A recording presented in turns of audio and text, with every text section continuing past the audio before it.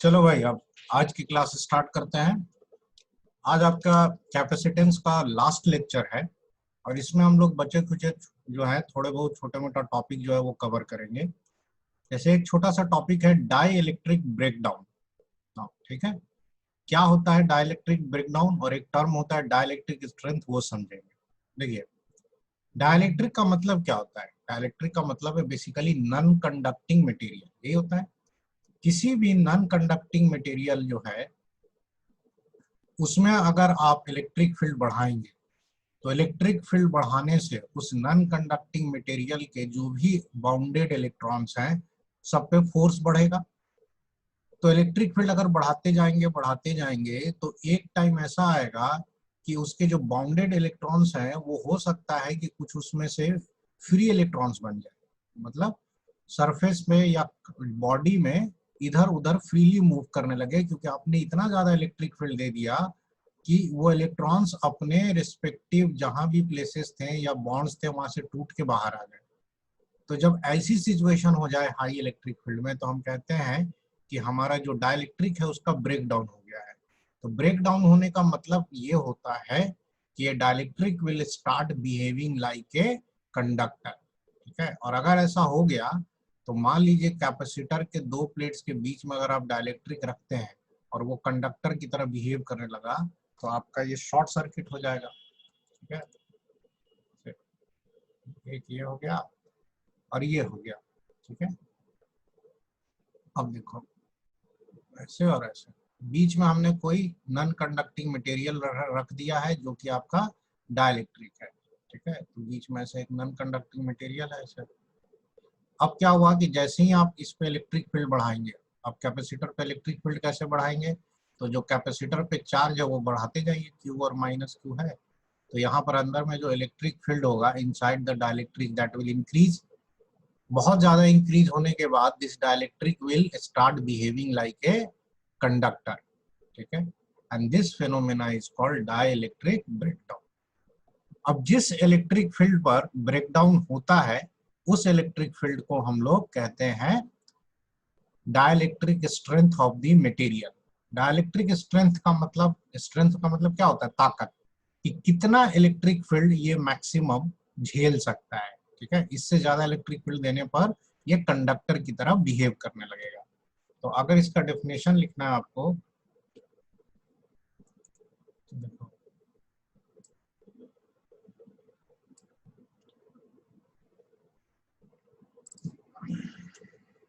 for a pure electrically insulating material, the maximum electric field that the material can withstand under ideal conditions without undergoing electrical breakdown and become conductive is called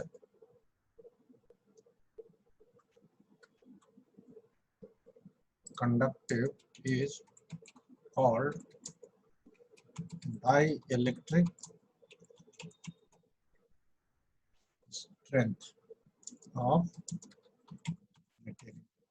ठीक है, तो ये कहानी है इसकी।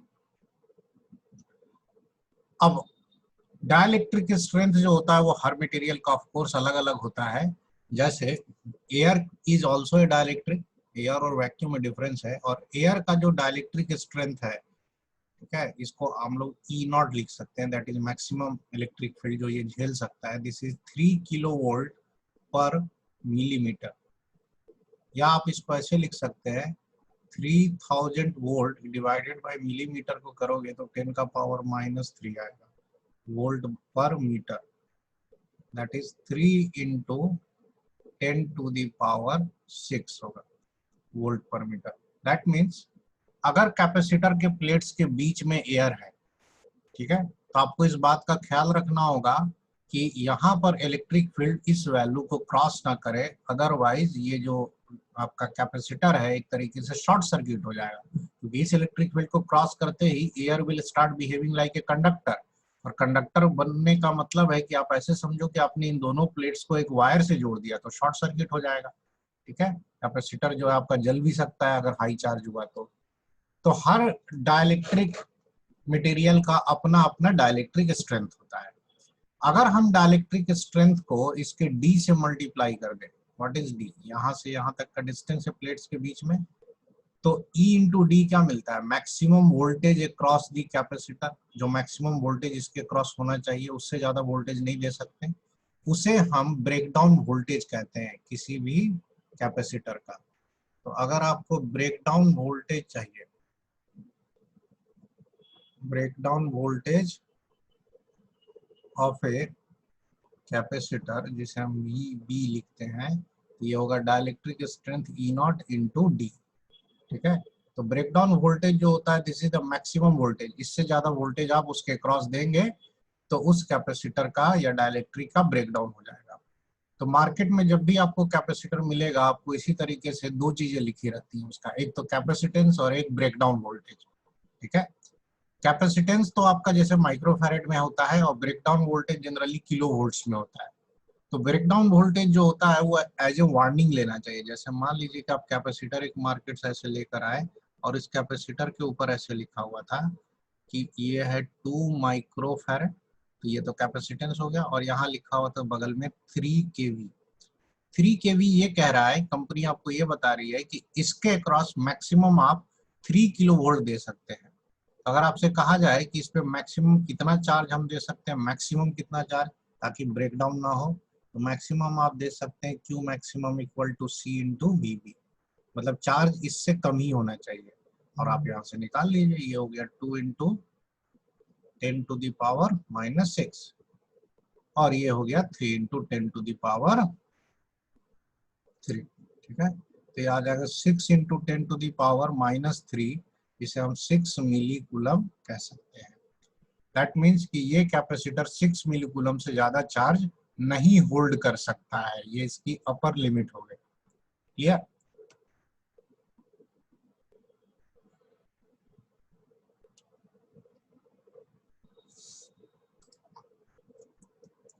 अब आइए इस पे हम लोग सिंपल एग्जांपल करते हैं। हमारे पास एक कैपेसिटर है, ठीक है, और उसके अंदर में एयर है, कैपेसिटर के प्लेट्स के बीच में एयर है।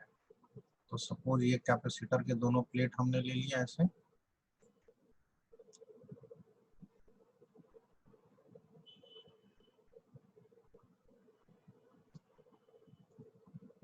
ठीक है। अच्छा, अब क्या है कि इस प्लेट को चार्ज देंगे पॉजिटिव और इस प्लेट को चार्ज देंगे नेगेटिव, बीच में इलेक्ट्रिक फील्ड आएगा। बीच में जो स्पेस है यहाँ पे एयर है, air is also a dielectric, और इसका जो डाइलेक्ट्रिक स्ट्रेंथ है वो आपको पता है कि कितना होगा, 3 इंटू 10⁻⁶ वोल्ट पर मीटर। ठीक है, तो इफ आपसे कहा जाए कि इसका कैपेसिटेंस जो है दैट इज 2 माइक्रोफैरेड, ठीक है, देन और डी जो है सपोज दे दिया गया 1 मिलीमीटर, दोनों के बीच के प्लेट का डिस्टेंस फाइंड। एक तो कहा गया सपोज कि इसका ब्रेकडाउन वोल्टेज निकालिए, find breakdown voltage of capacitor and maximum charge, ठीक है, इट कैन होल्ड, ये मैक्सिमम कितना चार्ज ये होल्ड कर सकता है। तो देखो, ब्रेकडाउन वोल्टेज का मतलब है कि इन दोनों प्लेट्स के बीच का मैक्सिमम वोल्टेज निकालना है। तो ब्रेकडाउन वोल्टेज के लिए हम क्या करेंगे, E इंटू डी कर देंगे, डाइलेक्ट्रिक स्ट्रेंथ इंटू डी। तो ब्रेकडाउन वोल्टेज यहाँ से अगर निकालोगे तो ये आ जाएगा 3 इंटू 10⁻⁶, और ये आ जाएगा 10⁻⁻3, 1 मिलीमीटर है ना। तो दिस इज योर 3000 वोल्ट, ये आ गया ब्रेकडाउन। अगर ब्रेकडाउन वोल्टेज आ गया तो मैक्सिमम चार्ज जो ये होल्ड कर सकता है वो CV होगा। ठीक है, V कौन सा, ब्रेकडाउन वाला, और CV देखिए आपका सेम वही आ जाएगा जो अभी हम लोग करा लिख रहे थे लास्ट वाले स्लाइड में, 2 इंटू 10⁻⁻6 इंटू 3000। यहाँ से करोगे तो ये आ जाएगा 6 मिली कूलम।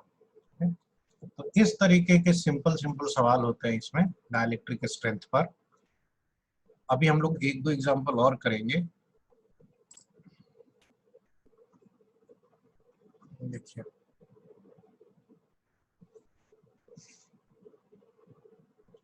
यहाँ पर हमने दो कैपेसिटर सीरीज में ले लिया, एक कैपेसिटर ये है, ठीक है, और फिर एक कैपेसिटर ये है,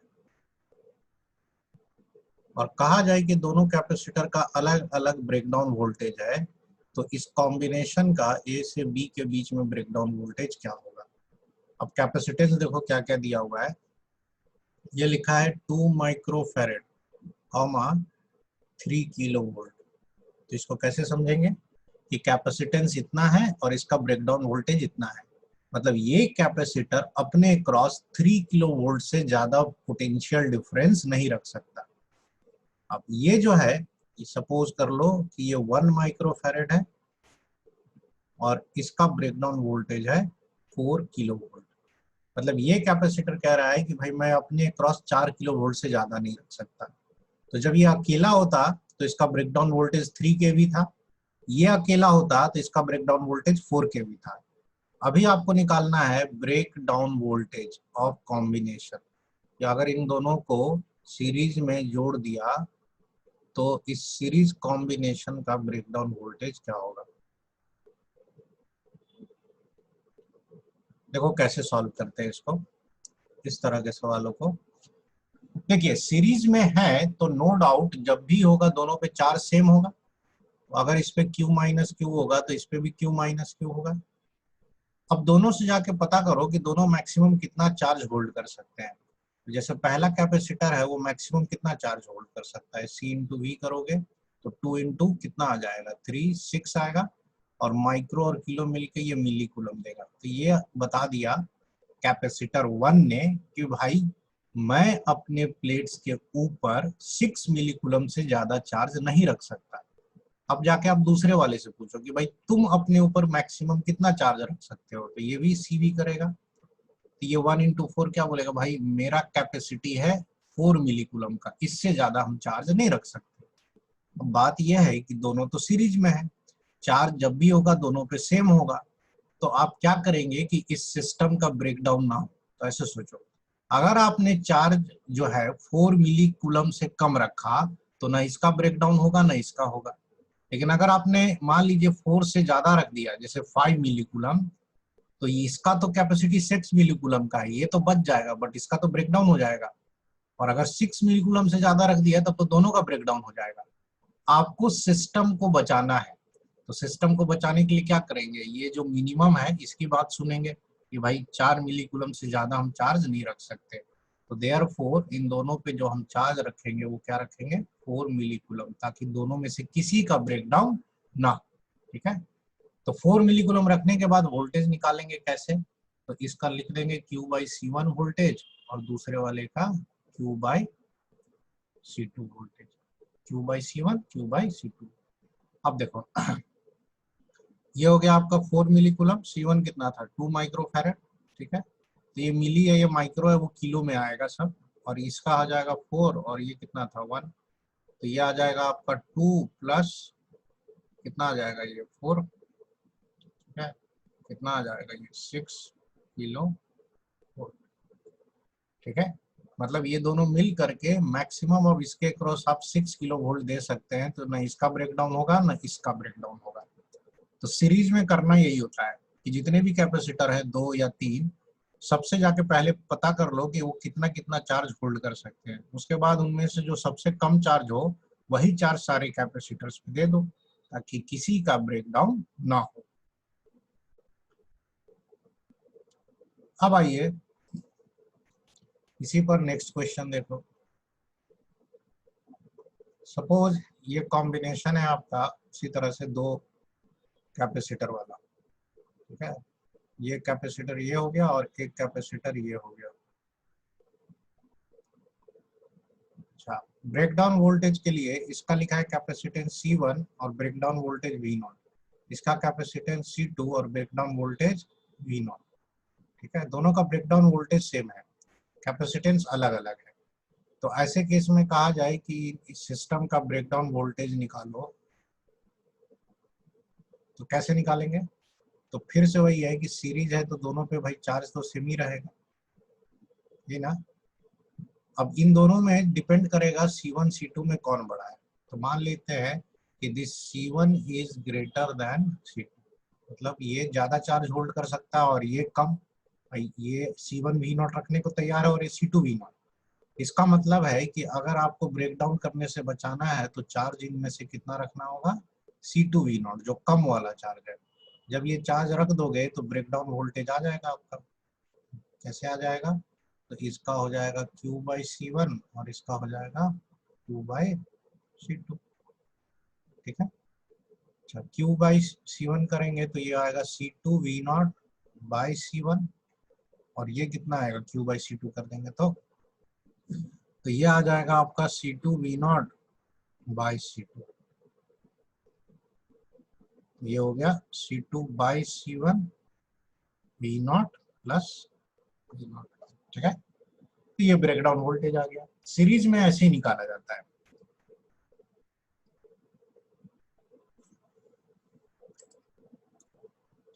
अगर कभी पैरेलल में दे दे तो पैरेलल में हमें ज्यादा सोचना नहीं पड़ता है। देखो क्यों, मान लीजिए कि ऊपर नीचे दो कैपेसिटर हमने पैरेलल में दे दिए, एक कैपेसिटर यहाँ है, ठीक है, और एक कैपेसिटर यहाँ है।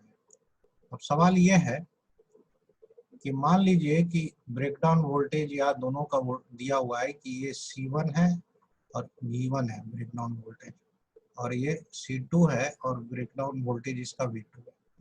पैरेलल में खास बात क्या होती है कि दोनों के क्रॉस वोल्टेज क्या होगा, हमेशा सेम होगा। तो मान लेते हैं कि V1 जो है वो ग्रेटर देन V2 है, इसका ब्रेकडाउन वोल्टेज ज्यादा है। तो ऐसे केस में ब्रेकडाउन वोल्टेज अगर सिस्टम का पूछा जाए तो कैसे निकालेंगे। देखो, जब भी वोल्टेज दोगे तो दोनों के क्रॉस सेम आएगा। अगर आप वोल्टेज सपोज V1 और V2 में कौन बड़ा है, V1 बड़ा है, V2 कम है। अगर V2 से कम दोगे तो ना इसका ब्रेकडाउन होगा ना इसका होगा। ठीक है, लेकिन अगर V2 से बड़ा दे दिए तो इसका तो ब्रेकडाउन हो जाएगा बट ये बच जाएगा, और अगर V1 से बड़ा दे दिए तब तो दोनों का ब्रेकडाउन हो गया। तो आपको बचाना है सिस्टम को, तो आपको जो वोल्टेज है इसके क्रॉस V2 या उससे कम देना होगा। इसमें कुछ सोचना ही नहीं है, इस सिस्टम में ब्रेकडाउन वोल्टेज जो होगा वो V2 होगा। मतलब जो छोटा वाला वोल्टेज होता है पैरेलल में वही ब्रेकडाउन वोल्टेज होता है, तो वही वोल्टेज दोनों के क्रॉस रखेंगे तो किसी का ब्रेकडाउन नहीं होगा। तो ये कहानी रही ब्रेकडाउन वोल्टेज की। ये बड़ा छोटा सा टॉपिक है और ये न्यूमेरिकल्स में बहुत यूज होता है।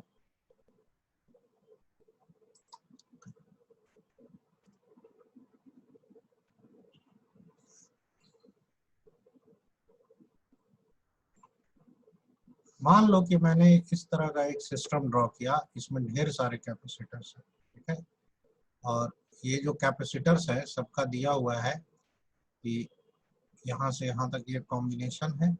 हर रो में इस तरह करके आइडेंटिकली 4 कैपेसिटर लगे हुए सपोज, ठीक है, और ऐसे ऐसे हमने 4 रो ले लिए तो कितने कैपेसिटर हो गए, 16 कैपेसिटर हो गए। अब सारे कैपेसिटर जो है वो आइडेंटिकल है, सारे कैपेसिटर एकदम सेम है। दैट मीन्स सबका कैपेसिटेंस सेम है और सबका ब्रेकडाउन वोल्टेज सेम है, C और V0 सबका सेम है। तो इस कॉम्बिनेशन का ब्रेकडाउन वोल्टेज क्या होगा, ठीक है। देखो, जब सारे कैपेसिटेंस सेम है तो ये चारों सीरीज में है, तो जब चार्ज दोगे तो इन चारों पे तो सेम आएगा, तो सबके क्रॉस वोल्टेज जो होगा Q/C Q/C Q/C सबके क्रॉस सेम होगा। तो चारों का वोल्टेज जोड़ दोगे तो इस सिस्टम का ब्रेकडाउन वोल्टेज आ जाएगा, किसका, एक लाइन का। तो एक जो रो है 1 रो, उसका ब्रेकडाउन वोल्टेज अगर निकालोगे तो वो आ जाएगा आपका 4V0। ठीक है, मतलब यहाँ से यहाँ अगर आप 4V0 दोगे तो V0 V0 V0 V0 चारों के क्रॉस V0 होगा और किसी का ब्रेकडाउन नहीं होगा। ठीक है, लेकिन 4V0 से थोड़ा सा भी ज्यादा दे दिया तो आपका ब्रेकडाउन हो जाएगा इन चारों का। अब इसका 4V0 है तो इस रो का भी तो 4V0 है, इसका भी वही है, इसका भी वही है, तो आपके पास 4 रो है और सबका ब्रेकडाउन वोल्टेज 4V0 है। तो पैरेलल में तो हम क्या करते हैं कि देख लेते हैं कि सबसे कमजोर ब्रेकडाउन वोल्टेज किसका है, तो किसी का नहीं है, सब तो बराबर ही है। तो इस पूरे सिस्टम का या कॉम्बिनेशन का जो आपका ब्रेकडाउन वोल्टेज होगा वो 4V0 ही होगा। ठीक है, इस पूरे कॉम्बिनेशन का ब्रेकडाउन वोल्टेज 4V0 होगा। तो डाइलेक्ट्रिक स्ट्रेंथ में इतना काफी है, हमने छोटे छोटे बहुत सारे न्यूमेरिकल कर लिए।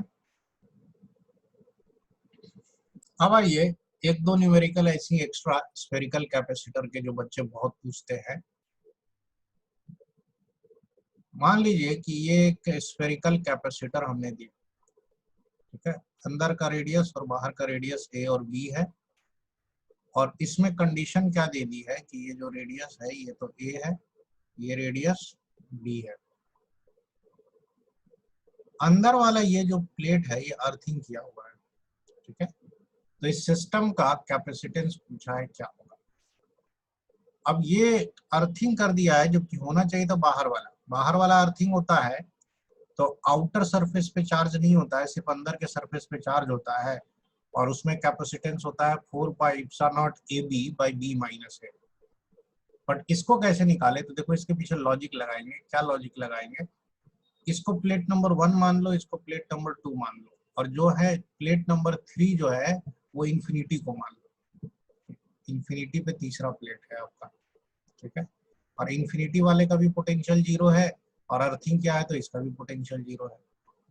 अब 1 और 2 मिलकर के एक कैपेसिटर बना रहे हैं, तो ऐसे दिखा दो कि 1 और 2 मिलकर के एक कैपेसिटर बना रहे हैं, ठीक है।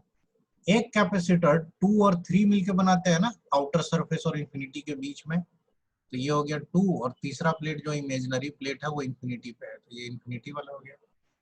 अब इन्फिनिटी वाले का पोटेंशियल 0 है, तो 1 वाले से इसको जोड़ दो, हो गया। ऐसे क्यों जोड़ दिया, इसलिए जोड़ दिया भैया कि इसका और इसका पोटेंशियल सेम है, तो दोनों को सेम वायर से या 0 रेजिस्टेंस के वायर से ऐड कर सकते हैं। अब ऐड करते ही देखो एक वायर 1 से निकला है, और वायर 1 से निकालो इन्फिनिटी से निकालो एक ही बात है, और दूसरा वायर कहाँ से निकला है, ये निकला है आपको 2 से निकला है ना, इन दोनों के बीच निकालना है। अब ध्यान से देखो ये और ये दोनों पैरेलल में है, क्योंकि अगर आप इसको y मानते हैं, इसको x मानते हैं, तो this is x, this is also y and this is also x। तो ये भी x और y के बीच में है, ये भी x और y के बीच में, तो दोनों तो पैरेलल है। तो अगर ये पैरेलल है, तो अगर ये C1 है और ये C2 है, तो C इक्विवेलेंट पैरेलल में क्या हो जाएगा, C1 प्लस C2। अब C1 1 और 2 का मिला के क्या होता है, तो 4 pi epsilon naught A B divided by E minus है।